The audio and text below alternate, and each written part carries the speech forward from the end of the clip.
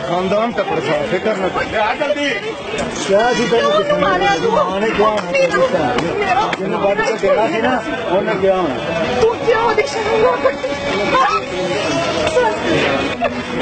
पुत्र लाया गया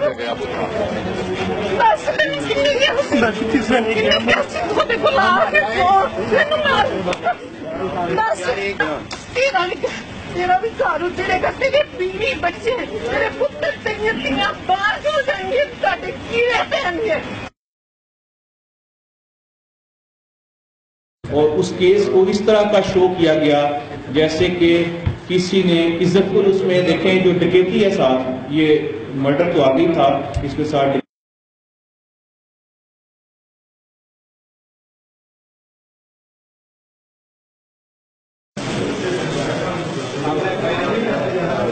देखिए मैं सिर्फ रिक्वेस्ट कर रहा हूं कि आप जिन लोगों के साथ अगर कोई हुआ है, फ्रॉड हुआ है, चाह रहा था एक शहर में हमारे एक कत्ल की